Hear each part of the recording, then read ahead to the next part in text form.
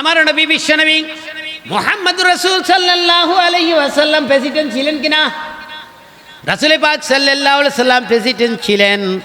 তিনি যেই সংসদে বসতেন সেই সংসদ ছিল মসজিদে নববী।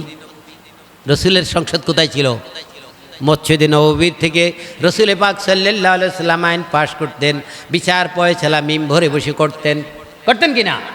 কিন্তু এখন হুজুর গেলে কয় হুজুর আপনি হরেন, আপনারাও মোল্লার দল মসজিদ পর্যন্ত শেষ, বিচার আমনাগুলি গাইয়া না, সুদখুর ঘুষখুর জিনাখুর ব্যভিচারগুলি বিচার করবে, হুজুরের কথা এখানে কোনো কানে আসবে না, ঠিক না? কোন যার কারণ হলো আল্লাহর বিধান আমরা বাদ দিয়ে দিয়েছি। জানাবে রাসূল পাক সাল্লাল্লাহু আলাইহি ওয়াসাল্লাম বব্বর অসভ্য এই সমাজের ভিতরে এই কোরআন দিয়ে সভ্যতা পরিণত করেছে। কি দিয়ে করেছে? কোরআন দিয়ে করেছে। সে কোরআন আসেনি না নাই? কোরআনের ভিতরে কোন জিনিসটা নাই? আপনি মা বাবার সাথে কীরকম আচরণ করবেন তা কোরআনে আছে কিনা? আপনি স্ত্রীর সাথে স্বামী কি আচরণ করবেন তা আছে কিনা? ছেলে মেয়ের সাথে কি আচরণ করবেন তা আছে কিনা? প্রতিবেশীর সাথে কি আচরণ করবেন তা আছে কিনা? সমাজের সাথে কি আচরণ করবেন তা আছে কিনা? না, কোরআনের ভিতরে নাই।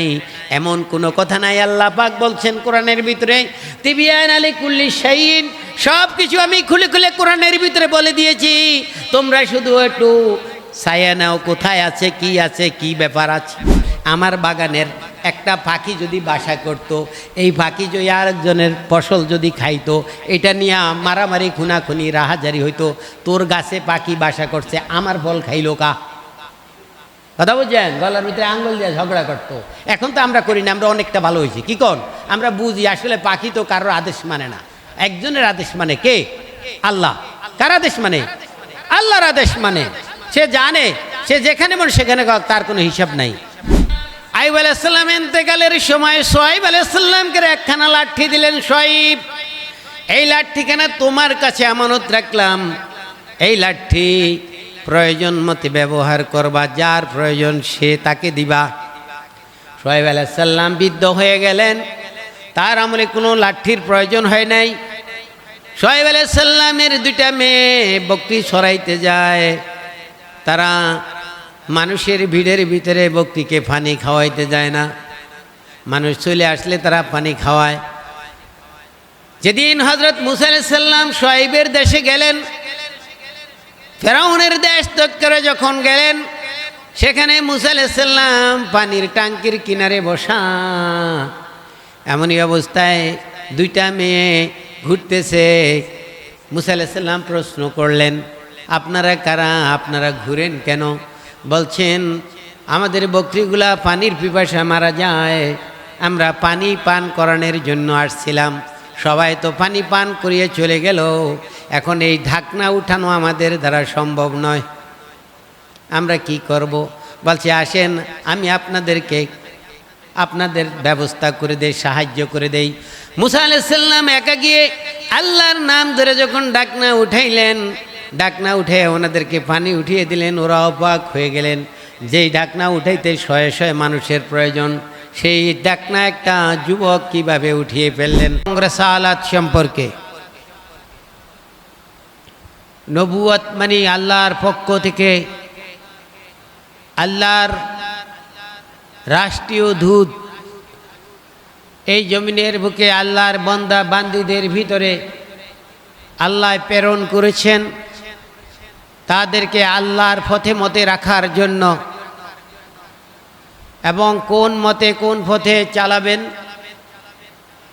যেই পথ মতে চালাবেন তা আল্লাহর পক্ষ থেকে যেই বাণী দিয়েছেন তার নাম হলো রিসালাত। সুবহানাল্লাহ বলেন। নবী আছে এটা বিশ্বাস করিনি, হ্যাঁ? নবী আছে যদি বিশ্বাস না করি, তাহলে আমরা কার বংশ? আমরা কার পুত্র? আদম আলাইহিস সালাম কি ছিলেন? নবী। আউয়ালহু আবুল বাশার আদম সফিউল্লাহ আলাইহিস সালাতু ওয়াস সালাম। আমাদের আদি পিতা, মানব জাতির পিতাকে আদম আলাইহিস সালাম, তিনি কি ছিলেন? নবী ছিলেন। কি ছিলেন? নবী ছিলেন। আল আখিরু আবুল কাসেম ইবনে মুহাম্মদ সাল্লাল্লাহু আবুল কাসেম মুহাম্মদ সাল্লাল্লাহু আলাইহি ওয়াসাল্লাম। প্রথম নবী হলেন জানাবে বাবা আদম আলাইহিস সালাতু ওয়াস সালাম, আর শেষ নবী হলেন আমার নবী মুহাম্মদুর রাসূল সাল্লাল্লাহু আলাইহি ওয়াসাল্লাম। এর মধ্যখানে আল্লাহ পাক এই জাতির হেদায়েতের জন্য, জাতিকে সঠিক পথের দিশা দেখানোর জন্য অসংখ্য নবী রাসূল এই জমিনের বুকে প্রেরণ করেছেন। আল্লাহ রাসূলের উপরে যারা ঈমান আনে, বিশ্বাস করে যে আল্লাহ পাক আল্লাহর আল্লাহিয়ত প্রমাণ করার জন্য, বুঝানোর জন্য আল্লাহ যুগে যুগে অসংখ্য নবী রাসূল প্রেরণ করেছেন, যারা স্বীকারোক্তি করেছেন এবং বিশ্বাস করেন তারা হলেন মুমিন। তারা কি? মুমিন। যারা বিশ্বাস করে না তারা কাফের, মুনাফিক, ইহুদি, নাসারা, মজুসি, কত কিছু।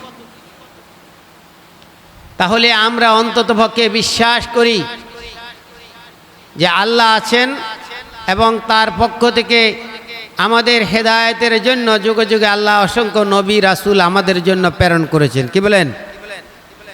নবী রাসূলরা এসে কার দাওয়াত দিতেন? আল্লাহর দাওয়াত। প্রত্যেক নবীরা এসে নবীরা আল্লাহর দাওয়াত দিতেছেন, কুলু লা ইলাহা ইল্লাল্লাহু তুফলিহুন, আল্লাহ ছাড়া কোনো মাবুদ নাই, এই দাওয়াত দিতেন। প্রিয় হাজিরিন, আজকের আলোচনা কোরআন হাদিস থেকে আজকের খুতবা যা আসছে তার থেকে সংক্ষিপ্ত সময় কিছু কথা তুলে ধরার চেষ্টা করবে ইনশাআল্লাহুল আজিজ। যার কারণ হলো নবীদের আলোচনা করাই তো শেষ করা যাবে না, আবার রিসালাতের দায়িত্ব। আল্লাহ পাক প্রত্যেক নবীকে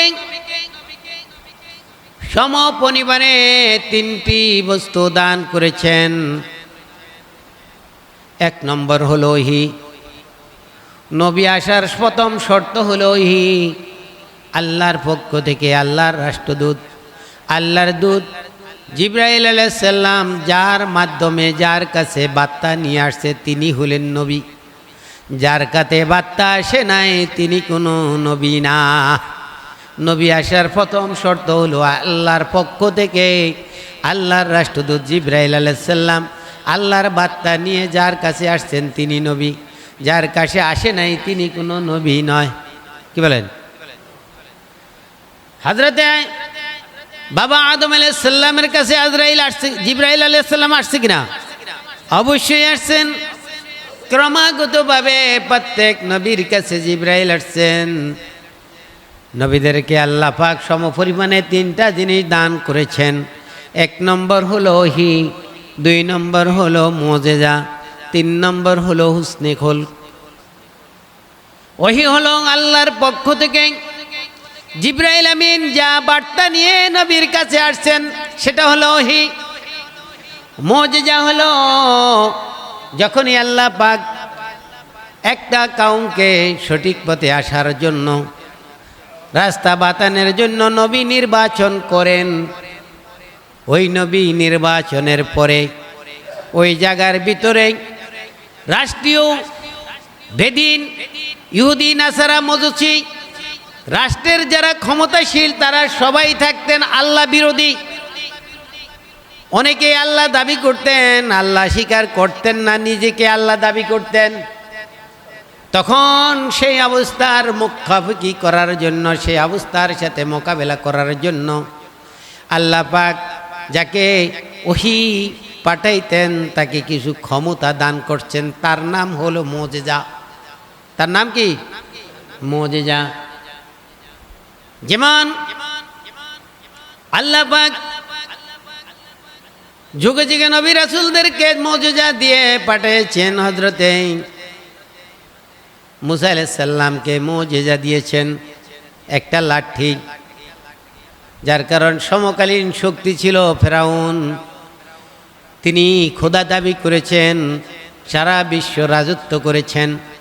তিনি খোদা দাবি করার পরে তাকে শায়েস্তা করার জন্য মুসা আলাইহিস সালামকে আল্লাহ প্রেরণ করেছেন। তাকে নিয়ে কত কাহিনী করছে, সেই কথা বলতে গেলে আজকে দিন আর রাত্র হবে না, সেদিকে যাব না। মুসা আলাইহিস সালামকে আল্লাহ পাক শক্তি দিয়েছেন, ক্ষমতা দিয়েছেন। দেশ থেকে বিতাড়িত করে দেওয়ার পরে যখন শুআয়ব আলাইহিস সালামের কন্যাকে বিয়ে করলেন, শুআয়ব আলাইহিস সালাম, তার আগে নবী ছিলেন আইয়ুব আলাইহিস সালাম। আইয়ুব আলাইহিস সালাম ইন্তেকালের সময় শুআয়ব আলাইহিস সালামকে একখানা লাঠি দিলেন। শুআয়ব, এই লাঠিখানা তোমার কাছে আমানত রাখলাম, এই লাঠি প্রয়োজন মতে ব্যবহার করবা, যার প্রয়োজন সে তাকে দিবা। শুআয়ব আলাইহিস সালাম বৃদ্ধ হয়ে গেলেন, তার আমলে কোনো লাঠির প্রয়োজন হয় নাই। শুআয়ব আলাইহিস সালামের দুইটা মেয়ে বকরি সরাইতে যায়, তারা মানুষের ভিড়ের ভিতরে বকরিকে পানি খাওয়াইতে যায় না, মানুষ চলে আসলে তারা পানি খাওয়ায়। যেদিন হযরত মুসা আলাইহিস সালাম শুআয়বের দেশে গেলেন, ফেরাউনের দেশ ত্যাগ করে যখন গেলেন, সেখানে মুসা আলাইহিস সালাম পানির ট্যাঙ্কির কিনারে বসা। এমনই অবস্থায় দুইটা মেয়ে ঘুরতেছে। মুসা আলাইহিস সালাম প্রশ্ন করলেন, আপনারা কারা, আপনারা ঘুরেন কেন? বলছেন, আমাদের বকরিগুলা পানির পিপাসা মারা যায়, আমরা পানি পান করানোর জন্য আসছিলাম। সবাই তো পানি পান করিয়ে চলে গেল, এখন এই ঢাকনা উঠানো আমাদের দ্বারা সম্ভব নয়, আমরা কি করব? বলছে, আসেন আমি আপনাদেরকে আপনাদের ব্যবস্থা করে দেই, সাহায্য করে দেই।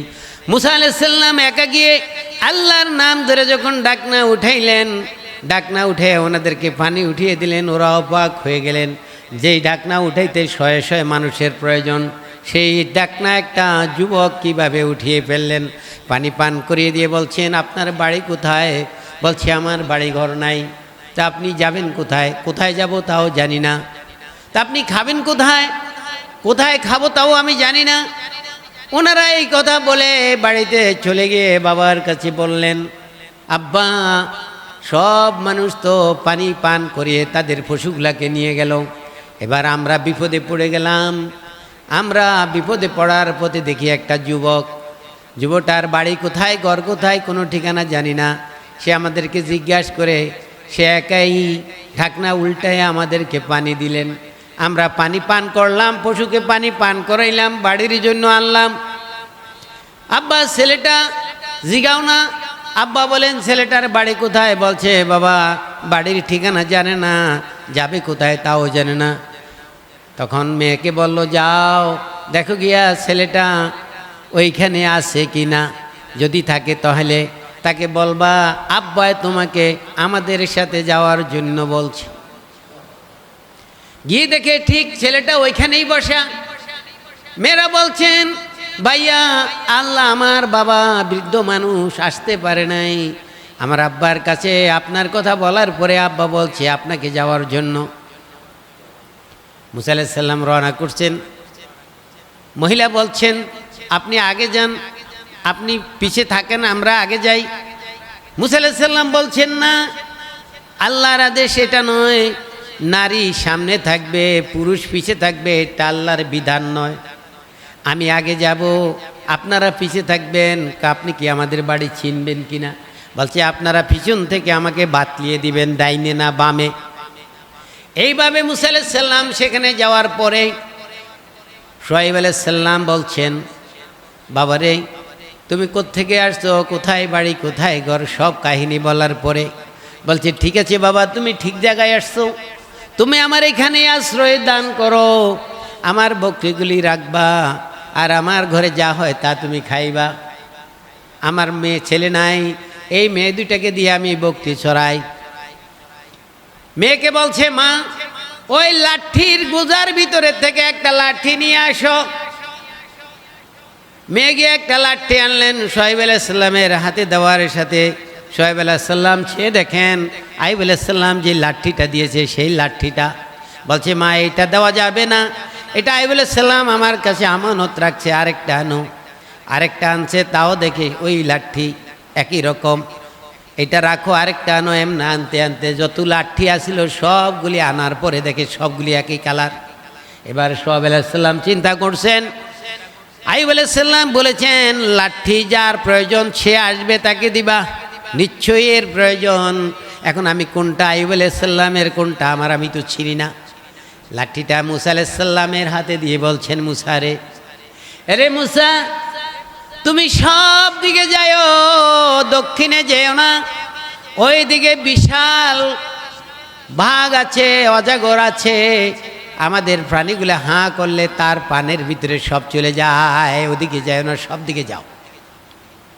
মুসা আলাইহিস সালাম প্রতিদিন তার কথা শুনে ওই দিকে যায় না, অন্যদিকে যায়। আজকে মুসা আলাইহিস সালামের হিম্মত হলো আমি ওইদিকে যাবই। প্রতিদিন উনি নিষেধ কেন করে, আমি ওইদিকে দেখব কি আছে। ঠিক তিনি বকরি নিয়ে যাওয়ার পরে সেখানে গেলেন, যাওয়ার পরে দেখলেন শুধু বাতাস আর বাতাস, হাঁ করে বকরিগুলি ওই সাপের মুখের ভিতরে ঢুকতেছে। এমনি অবস্থায় লাঠি দিয়ে সাপটাকে একটা আঘাত করলে সাপটা মারা যায়। এবার মুসা আলাইহিস সালাম সোহাইব আলাইহিস সালামকে বললেন, বাবাজি আপনি বলেন তো দেখি আমাকে কেন প্রতিদিন ওইদিকে যাইতে নিষেধ করছেন? বলছে, বাবা ওইদিকে বিরাট অজগর আছে, ওইটা হাঁ করলে সব প্রাণী সহকারে সকল কিছু তার পেটের ভিতরে চলে যায়, কেউ আর ফিরে আসতে পারে না। বলছে আজকে আমি গেছি, তারপরে আপনার সেই অজগর মেরে ফেলছি। কি দিয়ে মারছো? এই লাঠি দিয়ে মারছি। তখন সোহাইব আলাইহিস সালাম বুঝতে পারছে মুসা আলাইহিস সালামকে আল্লাহ পাক এই কুদরতি নিজাম লাঠি দিয়েছেন মুজিজা হিসেবে। এই লাঠি দিয়ে মুসা আলাইহিস সালাম হাজার হাজার ফেরাউনের লস্করের সাথে মোকাবেলা করে ফেরাউনের দলবলকে সাগরে ডুবিয়ে দেয়, আর লাঠি দিয়ে বাড়ি দিয়ে রাস্তা বানায়া মুসা আলাইহিস সালামকে আল্লাহ পাক এই পার থেকে ওই পার পার করে নিয়ে যায়। এটা ছিল মুসা আলাইহিস সালামের মুজিজার লাঠি। হযরত দাউদ আলাইহিস সালামের জামানায় ছিল বড় বড় অস্ত্র বানানো। দাউদ আলাইহিস সালামকে আল্লাহ পাক মুজিজা দিয়েছেন। অস্ত্র কি দিয়ে বানাবে? সিংহাসন চালায়, তিনি ছিলেন কামার। দাউদ আলাইহিস সালামকে আল্লাহ পাক মুজিজা দিয়েছেন, লোহার টুকরা হাতে নিয়ে মোট করে চাপ দিলে পানি হয়ে যেত। আর এই পানি দিয়ে যেমন অস্ত্র মনে চায় তেমনি অস্ত্র তৈরি করতেন। এমনিভাবে মুজিজা ছিল দাউদ আলাইহিস সালামের। মুজিজা এই অস্ত্র বেচেই তিনি তার জীবিকা অর্জন করতেন। এই মুজিজা দাউদ আলাইহিস সালামের ছিল। হযরত ঈসা আলাইহিস সালামের মুজিজা ছিল, তিনি কোনো কুষ্ঠব্যাধি লোকের গায়ে যদি হাত বুলিয়ে দিতেন তাহলে রোগ ভালো হয়ে যেত। কোনো কবরের পাশে দিয়ে রওনা করলে তিনি যদি বলতেন কুম বিইজনিল্লাহ, বলার সাথে সাথে কবরের মানুষ উঠে তার সাথে কথাবার্তা বলতো। সুবহানাল্লাহ বলবেন নি? আমার নবী মুহাম্মদুর রাসূলুল্লাহ সাল্লাল্লাহু আলাইহি সাল্লামের 350 মুজিজা ছিল। কত? 350 মুজিজার ভিতরে সবচেয়ে বড় মুজিজা ছিল কোরআনুল কারীম। আমার নবীর কত মুজিজা? প্রত্যেকের দিয়েছেন একটা, আর আমার নবীরে দিয়েছেন কত? 350 মুজিজা। সুবহানাল্লাহ কইবেন না? আমার নবীকে আল্লাহ পাক 350 মুজিজা দিয়েছেন। 350 মুজিজার ভিতরে সবচেয়ে বড় মুজিজা হলো কোরআনুল কারীম। 350 মুজিজার ভিতরে কোরআনুল কারীম দিয়ে আল্লাহ পাক আল্লাহর রাসূল এই বব্বর অসভ্য মানুষগুলাকে সভ্যতায় পরিণত করেছে। এই কোরআনের নাম রিসালাত। এই কোরআনের নাম কি? রিসালাত। হযরত সুলাইমান আলাইহিস সালাম দাউদ আলাইহিস সালামের প্রতিষ্ঠিত রাজত্ব সুলাইমান আলাইহিস সালামকে যখন দান করেন, সুলাইমান আলাইহিস সালামের 18 সন্তান ছিল। সন্তানরা বলছে, বাবা গো একটা প্রশ্ন করি তোমাকে, তুমি এন্তেকালের পরে বাদশা হবে কি? আমাকে একটু বলো, আমাদেরকে বলো। বলছি, বাবা প্রশ্নটা আমাকে করেছো, ঠিক আছে আগামীকাল তোমাদেরকে জবাব দিব। এইদিকে দাউদ আলাইহিস সালাম রাতারাতি আল্লাহর প্রেমে সিজদায় পড়ে গিয়ে বলছেন, মাবুদ আমি বড় বিপদে আছি, আমি জানলো তো বলতে পারি না। মাবুদ গো আমার সন্তানেরা প্রশ্ন করছে আমার এন্তেকালের পরে বাদশাহ কে হবে জানতে চায়। আল্লাহ বলছেন ঠিক আছে, তুমি যখন আমার আশ্রয় চেয়েছ, কাল সকালে তারা আসলে তাদেরকে 3টা প্রশ্ন করবা, অথবা মতান্তরে আমি তোমাদের জন্য একটা ব্যবস্থাপনা পাঠিয়ে দেব। ছেলেরা যখন পরদিন সকালে আসছে বাবার কাছ থেকে খবর শুনতে, এমনই অবস্থায় ছেলেরা একত্রিত হয়ে দাঁড়িয়ে আছে। এমনই অবস্থায় আল্লাহ পাকের তরফ থেকে উপর থেকে একখানা বক্স, একটা বাক্সা উপর থেকে পড়লো গায়েবীভাবে। এবার জিবরাইল আলাইহিস সালাম বলছেন, হে দাউদ, তুমি তোমার সন্তানদেরকে জিজ্ঞাসা করো এর ভিতরে কি আছে। যে বলতে পারবে সে বাচ্চা হবে, শুধু বাচ্চা না, সে নবী হবে। সুবহানাল্লাহ। একটা বক্স পাঠিয়ে দিছে গায়েবী সুরতে, কেউ আনে না, কোনো মানুষই না, উপর থেকে তাদের সামনে পড়ছে। বিশ্বাস হইব নি এটা? হ্যাঁ। এবার সন্তানরা, দাউদ আলাইহিস সালাম জানে না ভিতরে কি আছে, কিন্তু জানে কে? আল্লাহ। কে জানে? আল্লাহ জানে। বলছেন, বাবা বলো তো দেখি এই বক্সের ভিতরে কি আছে। এক এক করে বড় থেকে ছোট কনিষ্ঠ সন্তান ছিল সুলাইমান আলাইহিস সালাম, 1 ছেলে 2 ছেলে করে জিজ্ঞাসা করতে করতে সুলাইমানের কাছে যায়। সুলাইমান আলাইহিস সালাম বলছে, আল্লাহ বাবা, সব ছেলে বলছে আমরা বলতে পারবো না। বলছে, বাবা আমি বলতে পারবো এটার ভিতরে কি আছে। সুবহানাল্লাহ কইবেন নি? ছোট ছেলেকে আমি পারবো, কিন্তু বড় ছেলেরা সব ফেল। কি আছে জানি না। বলছে, কি আছে বাবা বলো। বলছে, এটার ভিতরে 3টা বস্তু আছে। 1 নম্বর আছে একটা আংটি, 2 নম্বর আছে একটা লাঠি, 3 নম্বর আছে একটা চিঠি। বাক্সা খুলছে নি কেউ? খুলছে নি কেউ? খোলে নাই। সবার সামনে পড়ছে, উপর থেকে তপস করে পড়ছে। সুলাইমান আলাইহিস সালামকে জিবরাইল দাউদ আলাইহিস সালামকে বলছে, জিজ্ঞাসা করো তুমি এবার তোমার ছেলেদেরকে, ছেলেরা যারা জবাব দিতে পারবে সেই বাচ্চা হবে, শুধু বাচ্চা না, সে পয়গাম্বর হবে। সুবহানাল্লাহ লাগবেন না? এবার প্রশ্ন করার পরে দাউদ আলাইহিস সালাম, সুলাইমান আলাইহিস সালাম বলছে, বাবা আমি বলতে পারবো। 18 সন্তানের ভিতরে কোনো সন্তান বলতে পারে নাই। সুলাইমান আলাইহিস সালাম বলার পরে বলছে, জিবরাইল খুলছে। খোলার পরে দেখলেন একটা আংটি, একটা লাঠি, একটা চিঠি। খুইলা দেখলেন ঠিক বাস্তব দাউদের কথা, সুলাইমানের কথা ঠিক। এবার বলছেন, জিবরাইল জিজ্ঞাসা করলেন, বলো তো দেখি এর ভিতরে কি কি কি হিকমত বিরাজ করছে। সুলাইমান আলাইহিস সালাম এক এক করে সব ছেলেকে আবার জিজ্ঞাসা করছেন, কেউ বলতে পারে নাই। দাউদ যখন সুলাইমান আলাইহিস সালামের কাছে যায়, সুলাইমান আলাইহিস সালাম বলছে, বাবা আমি বলতে পারবো। বলছে, কি তুমি বলো তাহলে কি। বলছে, এই আংটিটা যার হাতে থাকবে সে এই সিংহাসনের মালিক হয়ে যাবে। সুবহানাল্লাহ। এই আংটি যার কাছে থাকবে সে সিংহাসনের মালিক হবে। আর লাঠির হিকমত কি, এই লাঠি দিয়ে দেশকে শাসন করবে। আর চিঠির হিকমত কি, এই চিঠিতে যে নিয়ম কানুন লেখা আছে এই নিয়ম কানুনে রাষ্ট্র পরিচালনা করবে। সুবহানাল্লাহ। আল্লাহর জমিন প্রতিষ্ঠা করার জন্য আল্লাহ পাক এইভাবে মুজিজা দিয়ে পাঠিয়ে দিয়েছেন নবীদেরকে। এই প্রতিষ্ঠা এইভাবে করবা, এই রাসালাতের মাধ্যমে তোমরা দিন প্রতিষ্ঠা করবা, দুনিয়া প্রতিষ্ঠা করবা, ধর্ম প্রতিষ্ঠা করবা, রাষ্ট্র প্রতিষ্ঠান করবা। এখন আর এই ধর্ম এখন আর চলে না। আমার নবী বিশ্বনবী মুহাম্মদুর রাসূল সাল্লাল্লাহু আলাইহি ওয়াসাল্লাম প্রেসিডেন্ট ছিলেন কিনা? রাসূল পাক সাল্লাল্লাহু আলাইহি ওয়াসাল্লাম প্রেসিডেন্ট ছিলেন। তিনি যেই সংসদে বসতেন সেই সংসদ ছিল মসজিদে নববী। রসুলের সংসদ কোথায় ছিল? মসজিদে নববীর থেকে রসুল পাক সাল্লাল্লাহু আলাইহি ওয়াসাল্লাম আইন পাশ করতেন, বিচার ফয়সালা মিম্বরে বসে করতেন কিনা? কিন্তু এখন হুজুর গেলে কয়, হুজুর আপনি হরেন, আপনারাও মোল্লার দল, মসজিদ পর্যন্ত শেষ, বিচার আপনাগুলি গাইয়ে না। সুদখুর, ঘুষখুর, জিনাখুর, ব্যভিচারগুলি বিচার করবে। হুজুরের কথা এখানে কোনো কানে আসে না, ঠিক না? যার কারণ হলো আল্লাহর বিধান আমরা বাদ দিয়ে দিয়েছি।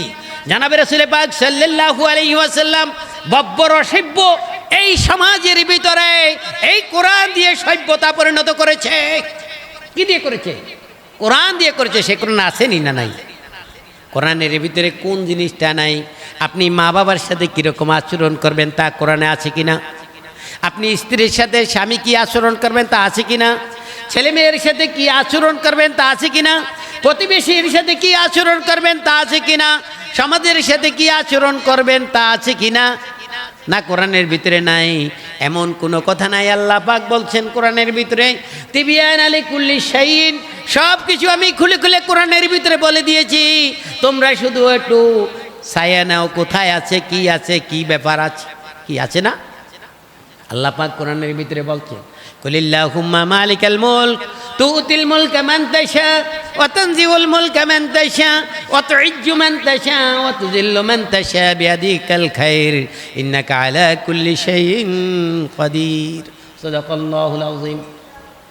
আল্লাহ পাক বলেন, আমি হলাম সারা বিশ্বের মালিক, আমি হলাম রাজাদিরাজ। কুলিল্লাহুম্মা মালিকাল মুলক, সারা পৃথিবীর মালিক একচ্ছত্র আমি।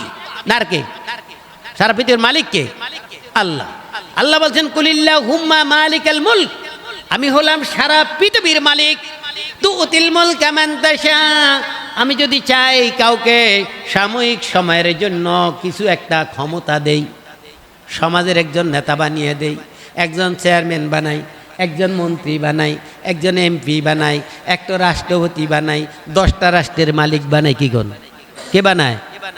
আল্লাহ বানায়। কে বানায়?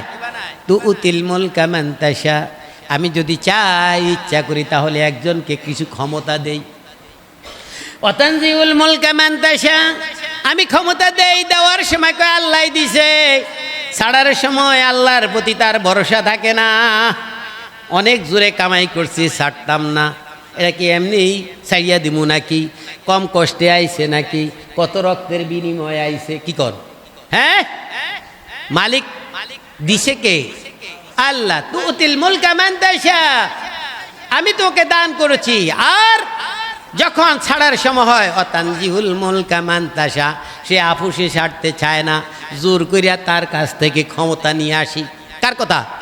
আল্লাহর কথা। অতানজিহুল মুলকা মান তাশা, আমি তার থেকে জোর করে ছিনিয়ে নিয়ে আসি। অতুইজ্জু মান তাশা, আমি যদি ইচ্ছা করি কাউকে ইজ্জত দান করি। ইজ্জত কার হাতে? আপনি আজকে ইজ্জতের মালিক। মসজিদের মুতাওয়াল্লি বানাইছেন, সেক্রেটারি বানাইছেন, সভাপতি বানাইছেন, আপনার কাছে সবাই বিশ্বাস করে টাকাগুলো আমানত রাখে। আপনি যখন যা কোন সবাই তা দেয়। শয়তান আপনার পিছনে আছে কি না নাই? একদিন পড়াশোনা করে কয়, এত কিছু দায়িত্ব পালন করলাম, আমার বুঝিন কিছুই নাই, আমি কিছু রাহি। রাখতে গিয়ে আবার শয়তানে আরেকজনকে লাগাইয়া দেয়, দিয়া ধরিয়া দেয়, বেইজ্জতি করে নামায়নি। প্র্যাকটিক্যাল আপনাদের এটা উসিলা বুঝাইলাম আর কি, কথাটা বুঝাইলাম। আল্লাহ এক্সাম্পল দিলাম, মেসাল দিলাম। আল্লাহ পাক এই শয়তান না আপনার ভিতরে কুমন্ত্রণা দিয়ে আপনার ইন্নাশ শায়তানা লিল ইনসানি আদুউম মুবিন, শয়তান মানুষের প্রকাশ্য শত্রু। আমরা তাকে বন্ধু বানাইয়া চলি। ফোলাফাইলে যদি কই কি আর কয় শয়তানি করি। শয়তানিরা কি বালা জিনিস নি? এরে বাবা, তোরা যে শয়তানি করো, শয়তান তো খারাপ, এটা করিস না। শয়তানি করস আবার কসো, এটা কেমন? শয়তানি করা যাইব না, যাইব কি না? শয়তান মানুষের প্রকাশ্য শত্রু। শয়তান ভিতরে ঢুইকা আপনাকে নস্বাদ করে দিয়ে সে হাসে। তোরা না আল্লাহর ননিয়া বন্দা, তোগরে আল্লাহ বানাইছে, আর তোগরে সেজদা করতাম কইছে, করি না। এবার দেহি, এবার তোর ভিতরে কেমনে বাঁশ যায়, কেমনে বাঁশ যায়, এবার দেখিয়ে দেই, বুঝা দাও। শয়তান না এগুলি করে, শয়তান কুমন্ত্রণা দেয়। এরে মুসলমান, এখনো কোরআন আছে, বিধান আছে। কোরআন হলো দুনিয়ার রূহ। যেই রেসালাতের কথা আজকের খুতবায় আসছে, এই রেসালাত হলো কোরআন। কি আল্লাহ পাক এই যুগের মানুষকে হেদায়েত করার জন্য যেই নবী পাঠাইছেন, সেই নবীর কাছে যেই বাণী পাঠাইছেন, সেই বাণীটার নাম হলো কোরআনুল কারীম। কি? কোরআনুল কারীম। এই কোরআন দিয়ে আল্লাহর নবী বব্বর অসভ্য লোকগুলাকে সভ্যতায় পরিণত করছে। আমরা তো সেই ঝগড়া করি না। আগের যুগে এমন, নবীর যুগে এমন ঝগড়া করত। আমার বাগানের একটা পাখি যদি বাসা করত, এই পাখি যদি আরেকজনের ফসল যদি খাইতো, এটা নিয়ে মারামারি খুনাখুনি রাহাজারি হইতো। তোর গাছে পাখি বাসা করছে, আমার ফল খাইলো কা? কথা বুঝছেন? গলার ভিতরে আঙ্গুল দিয়ে ঝগড়া করতো। এখন তো আমরা করি না, আমরা অনেকটা ভালো হয়েছি। কি কন? আমরা বুঝি আসলে পাখি তো কারোর আদেশ মানে না, একজনের আদেশ মানে। কে? আল্লাহ। কার আদেশ মানে? আল্লাহর আদেশ মানে। সে জানে, সে যেখানে মন সেখানে তার কোনো হিসাব নাই। পাখির কোনো ক্ষতি আছে? জিরাত আছে। পশু পাখি যা খায় এটা সদকায় জারিয়া হয়। কি হয়? সদকায় জারিয়া হয়। সরে লইয়া যায়, ডাকাইতে লইয়া যায়, সবর করতে হলে সদকায় জারিয়া হয়। কিয়ামতের ময়দানে এই মালগুলি আপনি পাবেন, অনেক লক্ষ গুণ বাড়িয়ে পাবেন যদি ধৈর্য ধারণ করতে পারেন। পেরে হাজিরেন, সর্বশেষ কথা হলো, নবী, আমার নবী মুহাম্মদুর রাসূল সাল্লাল্লাহু আলাইহি সাল্লাম কি দিয়ে সমাজ গঠন করেছেন? কোরআন দিয়ে। কি দিয়ে? কোরআন দিয়ে, আদর্শ দিয়ে, চরিত্র দিয়ে। তার চরিত্র, মাধুর্য, আদর্শ দিয়ে আমার নবী মক্কা থেকে মদিনায় চলে গেলেন। রাত্রের গভীর অন্ধকারে আল্লাহ নিলেন বাহাদুরের বাসে, কিন্তু তারা কি দেখছেনি? যাদের সামনে দিয়ে গেছে তারা কি দেখছেনি? দেখেন, এরা তো মনে করছে পলিয়ে গেছে, কিন্তু আল্লাহ বাহাদুরের বেশে নিচে 1 বছর ধরে 10,000 সৈন্য নিয়ে রসুলের আবেগ হলো, আমি এবার মক্কার ঘর জিয়ারত করতে যাব, হজ করতে যাব। হাজি যখন নিয়ে আসছেন 10,000 সৈন্য নিয়ে মক্কায় প্রবেশ করছেন, এই পাকে দিয়া লিডার আবু জেহেল খতম হয়ে গেছে। আবু জেহেল নাই, বড় লিডার নাই। এবার তারা ভাবলো আবু জেহেলরা খাইছে, এবার মক্কায় 10,000 সৈন্য নিয়ে আইছে, এইবার তো আমাদের অবস্থা এবার কেরাসিন করে দিব মুহাম্মদ, আব্দুল্লাহর পুত্র মুহাম্মদ। ঠিক না? এবার সবাই পাহাড়ের গুহায় পালায়। আল্লাহ রসুল ঘোষণা দিয়ে দিলেন, আবু সুফিয়ানের ঘরে যারা যাবে তাদের কোনো সমস্যা নাই, মক্কার ঘরের ভিতরে যারা থাকবে তাদের কোনো সমস্যা নাই, ঘরের দরজা লাগিয়ে যারা থাকবে তাদের কোনো সমস্যা নাই, যারা মোকাবিলা করবা ময়দানে আসো, তাদের সাথে মোকাবিলা হবে, এছাড়া কারোর সাথে মোকাবিলা নাই। আল্লাহ রাসূল বলছেন, কুল জা আল হক ওয়া জাহাকাল বাতিল ইন্নাল বাতিলা কানা জাহুকা। এই আয়াতটি আল্লাহ রসুল মক্কার অলিতে গলিতে ঘুরতেছে আর পড়তেছে, যেখানে মানুষের ভিড়, যাওয়ার কোনো রাস্তা নাই, সেখানে আল্লাহর রসুল পড়তেছেন, কুল জাল হাক্কু ওয়া জাহাকাল বাতিল ইন্নাল বাতিলা কানা জাহুকা। হক জয় হবে, বাতিল ধ্বংস হবে। হক জয় হওয়ার জিনিস, বাতিল ধ্বংস হওয়ার জিনিস। আজকে হক জয় হয়েছে, এই জন্য এই মক্কার জমিনে কেউ নাই মুহাম্মদকে তাড়ানোর জন্য, মোকাবিলা করার জন্য। আল্লাহ রসুল যখন কাফেরদের, বেদিনদের সামনে গিয়ে দাঁড়িয়ে বললেন, তোমরা আমাকে কি চাও? বলছে, চাই তুমি আমাদের ভাই, আমাদেরকে ক্ষমা করে দিবা, কোনো অতীতের কোনো কথা তোমার মনের ভিতরে গুসা থাকবে না। আল্লাহ রাসূল বলতেন, লা তাসরিবা আলাইকুমুল ইয়াউমা, আজকে তোমাদের উপরে কোনো অত্যাচার অবিচার হবে না, তোমরা আসো। আল্লাহ রাসূল আদর্শ দিয়ে, চরিত্র দিয়ে, তার মাধুর্য দিয়ে, অতীতের ব্যথাগুলা ভুলে গিয়ে আবার মক্কাবাসীকে কোলে নিয়ে তিনি ইসলাম জয় করেছেন কিনা? করছেন কিনা? আমরা হিংসায় মরে যাই, একদল যদি নিচে পড়ে আরেক দল কয় আরো কয়টা দিয়া দে উর্ফে দিয়া। এটা কি মুসলমানের ধর্ম কিনা বলেন তো দেখি? মুসলমানের ধর্ম নয়। সে অন্যায় করেছে, তার জন্য সে সাজা পাবেই পাবে, পাবে কিনা? সে অন্যায় করে সেই জন্য সে সাজা পাবেই পাবে। আপনি যদি সবর করেন তাহলে। এই জন্য আমরা মুসলমান সমাজের ভিতরে বিশৃঙ্খলা, দাঙ্গা হামগামা করব না। যদি ন্যায় করে থাকে আল্লাহর উপরে ছেড়ে দেন, যদি অন্যায় করে থাকে তাও আল্লাহর উপরে ছেড়ে দেন।